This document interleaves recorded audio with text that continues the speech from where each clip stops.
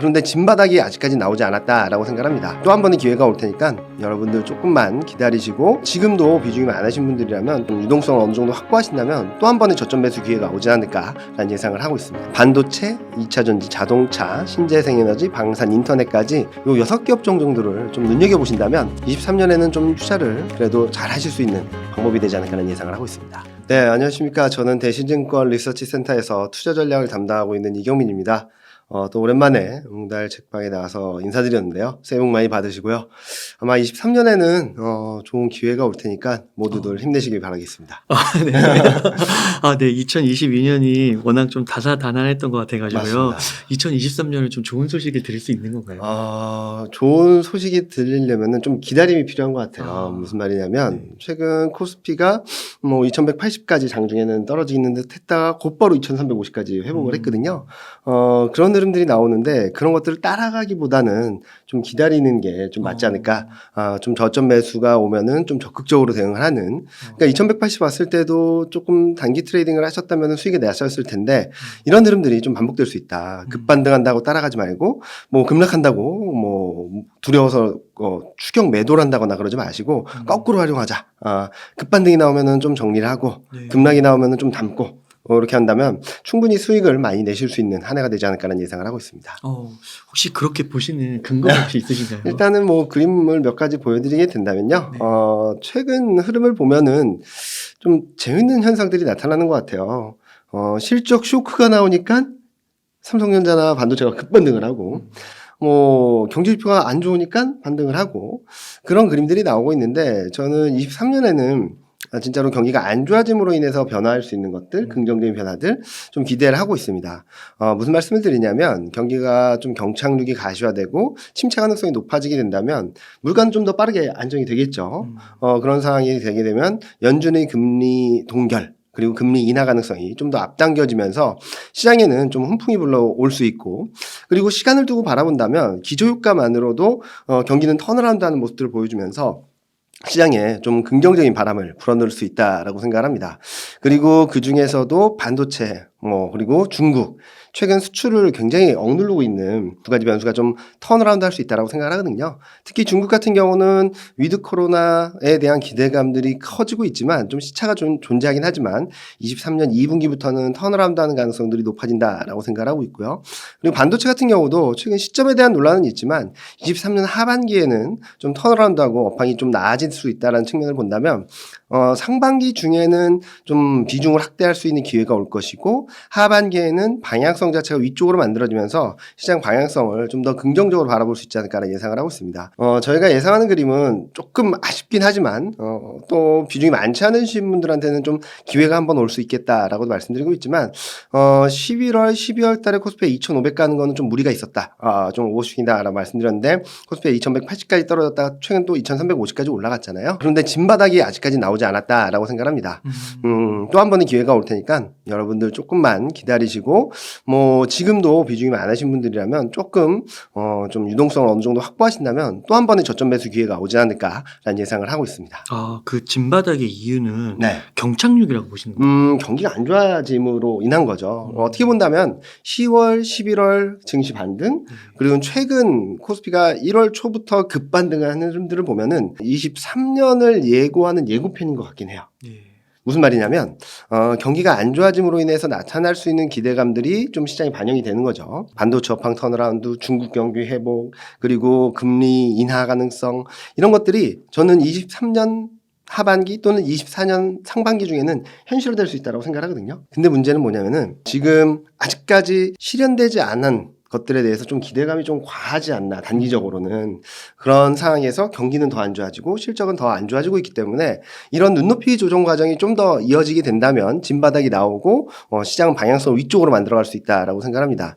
즉 다시 말씀드리면, 지금 시장에서 기대하는 것들이 현실화될 수 있는데 지금 단기적으로는 그 현실화될 수 있다라는 기대감을 너무 많이 반영을 했기 때문에 좀 조정이 필요하다라고 말씀을 드리고 있는 거죠.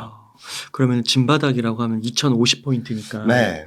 지금으로부터 10%에서 15%까지. 네. 그 정도이긴 한데 잘 생각해 보시면 2,500에서 2,180까지 떨어졌어요. 320포인트가 빠진 거거든요. 근데 2350에서 그 정도 좀 레벨을 본다면 좀 그 정도 전후가 좀 바닥권이 되지 않을까라는 생각을 하고 있고요. 물론 상황에 따라서 그리고 수급 여건에 따라서 좀 언더슈팅이 나올 수는 있겠지만 이번에 나오는 바닥을 좀 더 비중 확대하는 기회로 활용하신다면 올해가 가기 전에 좀 충분한 수익을 거두실 수 있지 않을까. 그리고 지금 수익이 좀 많이 안 좋은 수익률이 많이 안 좋으신 분들도 일정 부분 유동성을 확보하셔서 코스피 2050선 밑에서 좀 언더슈팅이나 변동성을 활용해서 비중을 담아가시고 저가 매수하고 좀 단가를 낮추게 된다면 손실을 좀 많이 회복할 수 있는 한 해가 되지 않을까라는 예상을 하고 있습니다. 그러면 요 지금 그림상에서는 네. 이 쿼터부터 네, 2분기부터. 2분기부터 조금 오르기 시작하는 거네요. 네네, 오르기 시작한다라고 생각을 하고 있고요. 어떻게 보면은 지금 시장 흐름들이 좀 빨라지는 것 같긴 해요. 그리고 좀 수급이나 이런 것들을 본다면은 굉장히 과민하게, 예민하게 반응을 하는 것 같고. 그래서 고점이 좀 앞당겨질 수도 있다라고도 생각을 하는데, 그러니까 지금 아마 올해는, 저점도 언더슈팅이 나올 수 있고, 고점도 오버슈팅이 나올 수 있다라고 생각을 하고 있어서, 그런 것들을 좀 잘 활용하시면, 좀 수익을 내실 수 있고, 어느 정도 수익을 확보할 수 있는 한 해가 되지 않을까라는 예상을 하고 있습니다. 네. 그래서 4분기까지 보게 네. 되면은 이제 상한은 2640. 근데 아마도 업황 흐름이나 실적 흐름들을 봤을 때, 좀 언더슈팅 가능성도 열려 있지만, 반도체나 뭐 업종들이 업황이 턴어라운드 하게 된다면 또 레벨은 좀 더 올라갈 수 있다고 생각을 하거든요. 그리고 이 상승이 저는 23년에서 끝나는 게 아니라 24년 정도까지는 좀 이어질 수 있다고 생각을 하고 있어서 아마 23년 1분기에 나오는 게 향후 1, 2년 정도 흐름에 있어서 좀 최저점이 되지 않을까라는 생각을 하고 있으니까 그때 좀 매수 기회를 잘 활용하셨으면 좋겠다라는 말씀 드리고 있습니다. 네.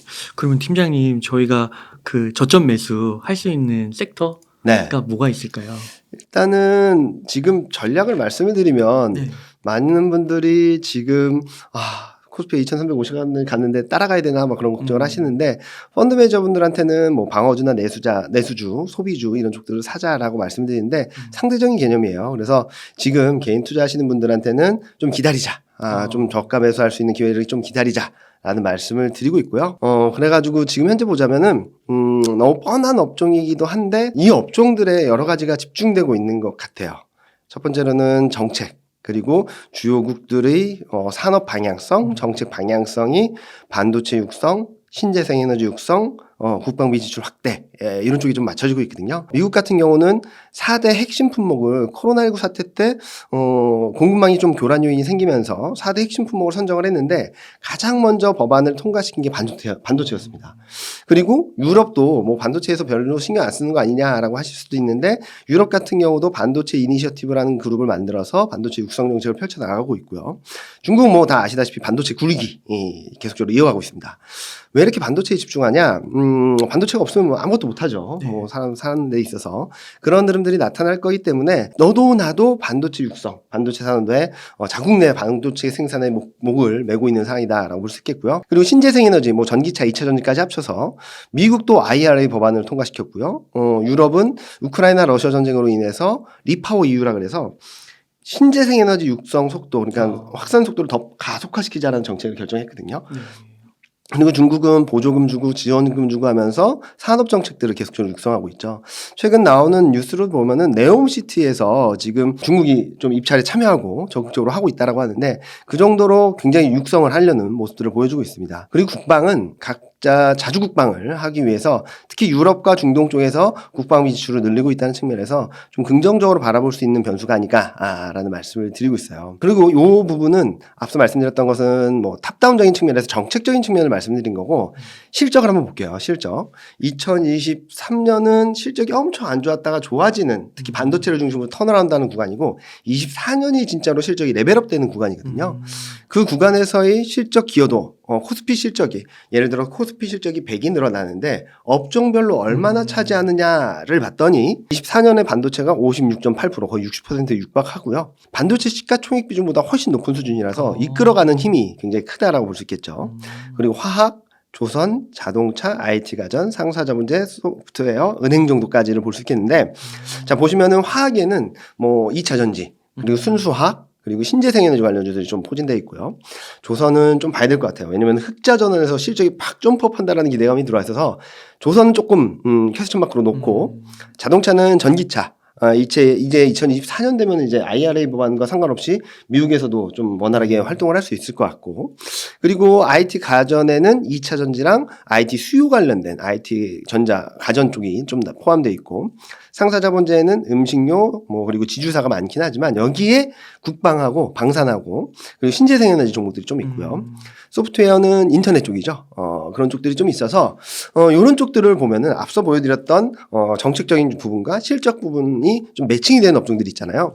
반도체, 2차 전지, 자동차, 신재생에너지, 그리고 방산, 그리고 플러스 알파로 인터넷을 볼 수 있지 않을까라는 생각을 하고 있어요. 자, 인터넷은 최근 좀 들썩들썩 하잖아요, 주가가. 중국 쪽의 변화가 좀 있습니다. 그동안 중국은, 빅테크 기업들이라고 할 수 있는 인터넷 기업들에 대한 규제, IT 기업들에 대한 규제가 굉장히 강해졌었는데, 최근 들어서는 좀 그 규제를 완화해주는 모습들을 나타내고 있죠. 근데 이게 일시적인 흐름이라기보다는 중국 내 문제점들을 좀 해결하기 위한 방책인 것 같아요. 중국 내부적으로 경제에서 가장 큰 문제는 청년 실업률이 되게 높다라는 거거든요. 그리고 제로 코로나 정책이 워낙 장기화됨으로 인해서 청년들에 대한 반감도 굉장히 크고요. 그런 것들을 좀 잠재우고 청년들의 실업률을 좀 떨어뜨리기 위해서 IT 쪽에서의 규제를 풀어주면서 좀 산업을 육성시키는 쪽으로 가게 된다면 한국 IT 기업들에 대한 기대감, 특히 인터넷 기업들, 플랫폼 기업들에 대한 분위기 반전도 충분히 가능하지 않을까라는 생각을 하고 있어서 반도체, 2차 전지, 자동차, 신재생에너지, 방산, 인터넷까지 요 6개 업종 정도를 좀 눈여겨보신다면 23년에는 좀 투자를 그래도 잘 하실 수 있는 방법이 되지 않을까라는 예상을 하고 있습니다. 그러니까 24년에 이 섹터별 이익이 네. 이만큼 좋아진다라는 걸. 그렇죠. 근데 반도체가 이렇게 좋아져요? 반도체가 네. 2016년, 17년을 생각하시면 좋을 것 같아요. 그때도 이때랑 좀 비슷했거든요. 반도체 업황이 턴어라운드 하게 된다면 좀 개선되는 속도가 빠르고, 또 한국은 삼성전자 하이닉스가 차지하는 비중이 워낙 높다 보니까 턴어라운드 할 때 가장 수혜를 받을 수 있는 기업이기도 하고요. 또 하나는 최근 뉴스나 그런 것들을 보시거나 아니면은 수출 데이터를 좀 자세히 보시면은 눈에 띄는 부분이 하나 있어요. 메모리 반도체가 너무 안 좋아서기도 한데 비메모리 반도체 수출액이 메모리 반도체보다 많아졌어요. 그래요? 네. 그러니까 알게 모르게 비메모리 반도체 쪽에서 성장이 계속적으로 있었다는 얘기거든요. 그래서 이런 부분들까지 종합해서 본다면 반도체 산업 쪽에서는 메모리 쪽에서의 턴어라운드도 있겠지만 비메모리 쪽에서의 성장성도 재평가받을 수 있는 계기가 되지 않을까라는 기대를 조심스럽게, 아직까지는 조심스럽게 하고 있다고 봐주시면 될 것 같습니다. 그러니까 요즘에 반도체 뉴스가 너무 안 좋고. 맞습니다. SK 하이닉스는 비메모리는 아니지만. 네, 메모리 쪽이긴 하죠. 적자폭이 너무 심해서 부채 감당하기 어렵다는 그쵸. 말까지 나와가지고. 그래서 그런 부분들이 있어서 네. 지금 아마 캐펙스 투자, 그러니까 투자를 줄이는, 공급을 줄이는 정책들을 펼칠 수밖에 없다라고 생각을 하는데요. 그런 상황에서 저는 좀 기대감이 좀 과하긴 하지만 단기적으로는 충분히 삼성전자까지도 투자를 줄이게 된다면 반도체 업황 턴어라운드한 시점, 왜냐면은 수요와 공급에 있어서 수요가 줄어들 수는 있어요. 근데 반도체 기업들이 전 세계적으로 힘들다 보니까 투자를 많이 줄이거든요. 그럼 공급이 더 많이 줄 거잖아요. 그럼 23년 하반기 가서는 자연스럽게 공급은 톤 다운되고 수요도 톤 다운되지만 공급이 다운되는 속도가 더 커서 수요 우위를 보이는 국면으로 들어갈 수 있거든요. 이런 그림 때문에 2016년에도 1분기를 저점으로 실적이 이렇게 턴어라운드 하는 모습을 보여줬으니까 그런 것들을 한번 기억해 보시고 그때를 한번 되돌아가서 보신다면 반도체가 이렇게 해서 방향을 만들어가겠구나라는 것들을 조금 더 디테일하게 구체적으로 확인하실 수 있을 것 같습니다. 비메모리 비중이 점점 올라간다는 건 굉장히 좋은 소식이고. 그쵸. 그럼 특히 삼성전자는 되게 좋은. 엄청 좋은 거죠. 네. 특히 또 하나는 중국하고 대만 간의 갈등이 계속적으로 고조되고 있는 상황이잖아요. 그런 상황에서 미국 기업들이 TSMC의 모든 걸 몰아줄까? 라는 고민도 해야 되겠죠. 좀 공급처를 다변화한다라고 생각을 해본다면 삼성전자 쪽에도 한번 기회가 오지 않을까라는 기대를 아직까지는 좀 조심스럽게 하고 있습니다. 네. 그래서 이게 24년에 이익이 좋아진다는 거를 네. 만약에 이게 맞다고 한다면 네. 23년에 이제 주가가 좀 꿈틀꿈틀할 수 네, 그렇죠. 먼저 움직이고 업황이 그러니까 실적이 24년에 점프업을 하는데 23년부터는 이렇게 턴어라운드하는 모습들을 보여줄 거예요. 하반기부터는 그런 것들을 이제 감안해서 본다면 23년 1분기 늦어도 2분기까지는 좀 기회가 충분히 있지 않을까라는 생각을 하는 거고요. 최근 코스피를 비롯한 증시 업종들이 급반등하는 것들을 보면은 와, 여기서 바로 갈 것 같다라는 생각도 조심스럽게 하실 수 있을 것 같아요. 근데 지금 흐름들을 보면은 보실게요. 코스피 첫째 주, 1월 첫째 주 수익률을 보면 은행, IT 하드웨어, 반도체, 디스플레이, 건설 이쪽들이 많이 올랐거든요. 특히 요 추이를 한번 보시면요. 빨간색이 코스피입니다. 네. 코스피가 바닥을 잡기 전부터 반도체가 바닥을 잡고 턴했고요. 은행이 바닥을 잡고 턴했어요. 자, 그러면은 왜 그랬을까를 생각을 해봐야 되겠죠. 자, 반도체는 실적이 정말 안 좋게 나왔어요. 삼성전자가. 보시면은 4조 3천억이거든요. 이게 어느 정도 수준이냐면 컨센서스가 1개월 컨센은 6조 2,800억, 3개월 컨센서스는 6조 8천억이었는데 이보다 2조 이상 낮은 거죠. 그리고 4조 8천억이 뭐냐면 애널리스트들이 전망치를 내놓은 것 중에 가장 저점이에요. 근데 주가는 튀었어요. 왜 급반등을 했을까? 자, 삼성전자까지 실적이 엄청나게 안 좋아지게 됐다. 그러면은 그동안에는 삼성전자는 그 투자 줄이는 계획을 안 하다. 일부, 인위적인 감산은 없다라는 정책을 펼쳤는데 시장의 기대가 아니야. 이 정도 실적이면 삼성전자도 감산을 할 수밖에 없어. 그러면 업황이 턴어라운드 하는 시점 당겨질 거고 이 올해 하반기 전부터 실적은 좋아질 거야.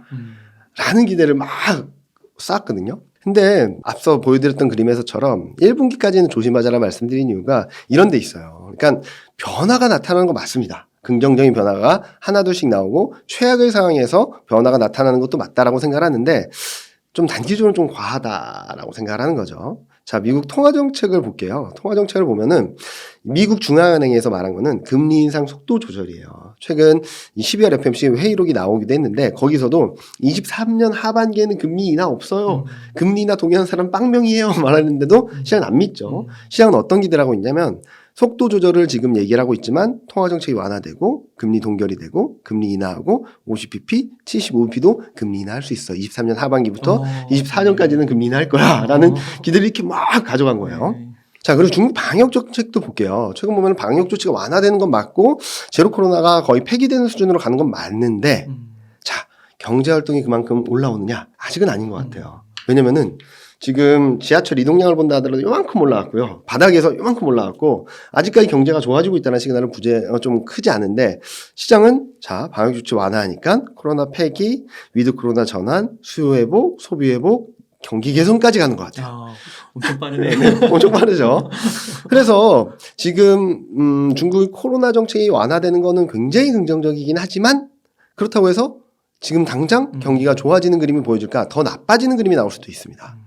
그리고 한국 반도체 업종에 대한 것도 실적 쇼크가 엄청나게 나왔어요. 그러면은 자, 실적 쇼크가 나왔다는 것을 지나서 삼성전자가 감산을 하고 그럼 공급이 축소되니까 수요 국면으로 전환되는 시점이 23년 하반기 이전으로 될 거야! 라고 하면서 증시가 폭등을 한 거거든요. 자, 현실화될 수 있습니다. 그런데 확인된 건 없어요. 무슨 말씀을 드리냐면 중국 경기가 좋아진다라는 시그널은 아직 거의 없고요. 오히려 조금 더 안 좋아질 수 있는 시그널들이 있고 반도체 같은 경우도 삼성전자가 감산을 한다는 말을 한 번도 한 적은 없습니다. 근데 시장의 기대가 이미 업황 개선까지 기대를 하고 있는 거죠. 그래서 이런 과도한 기대감들이 좀 되돌리는 과정이 있을 거다. 이 과정에서 실적이 계속적으로 안 좋을 거거든요. 경기도 계속적으로 안 좋고 그런 그림이 나오게 된다면 하단은 조금 낮아질 수밖에 없지 않을까라는 예상을 하고 있어요. 자, 예를 들어 보면은 코스피가 2350을 넘었는데 2350이 11개월 선행 PER로 11배입니다, 이제. 네. 11배가 어떤 수준인가라고 생각을 해보시면 2021년 하반기 레벨이에요. 코스피가 3,000선대 있을 때. 네. 그때가 11배 왔다 갔다 했을 때예요. 3,000 이상에서. 네. 근데 이익 전망이 계속적으로 떨어져서 주가 레벨은 3,000에서 2,350으로 왔는데 밸류에이션은 거의 변화가 없다는 거예요. 그래요? 이익이 그만큼 떨어진 거죠. 근데 이익이 계속적으로 떨어지고 있어요. 이익 전망이 하향 조정되고 있어서 지금 시점에서는 하단이 더 높아지기보다는 좀 하단이 좀 낮아질 가능성. 그러니까 지금 기대감에 이렇게 올라왔는데 이걸 지지해 줄 만한 펀더멘탈 변수들이 더 약해지고 있는 거죠. 네. 그런 그림들이 나타나고 있어서 아직까지는 좀 조심하자. 충분히 비중 확대할 수 있는 기회가 올 테니까 이번 2350 반등을 따라가기보다는 조금만 기다리시면 좋은 기회가 올 거다라는 말씀을 드리고 싶습니다. 그래서 그 1분기는 기회를 보고 모아가는. 모아가는 전략으로 가자. 2Q부터는 아까 말씀해 주신 대로 조금씩 올라갈 올라가게 수 되는 있고. 거고요. 네. 그러시군요. 네. 그 아까 약간 보여주셨던 그 사이클, 산업별 요게 뭐냐면은 네. 이거는 저희 섹터 애널리스트 분들이 그러니까 각 업종을 담당하시는 분들이 점을 찍어 놓으신 거예요. 네. 실적 측면에서 반도체는 침체기에 들어가고 있는 상황, 인터넷은 침체기 중간을 지나고 있는 상황, 철강, 정유, 화학은 이게 꺾여서 후퇴기로 들어가고 있다.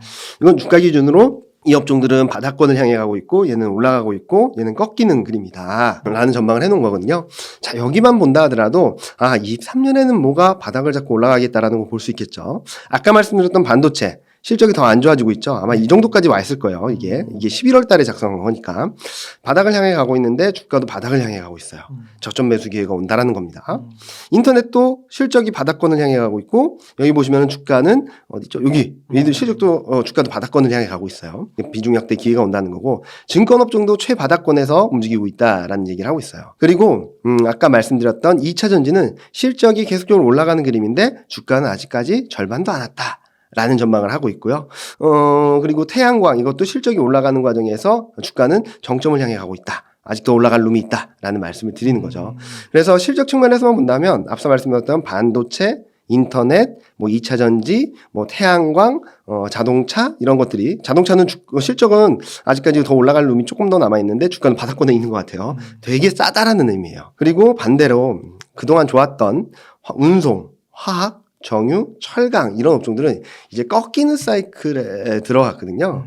그래서 이 업종들은 조금 조심하자라는 말씀을 드리고 싶어요. 그래서 이 사이클을 좀 한번 눈여겨보신다면 지금 사야 될 업종, 지금 관심 가져야 될 업종은 1차적으로는 반도체, 인터넷 요쪽 침체기에 들어가는 거. 그리고 주가가 좀 등락을 보이게 된다면 지금 아직까지 많이 못 올라간 2차 전지, 태양광도 좀 밀릴 수 있겠죠 주가가. 그렇게 된다면 좀 비중 확대 기회로 삼자라는 말씀을 드리고 싶습니다.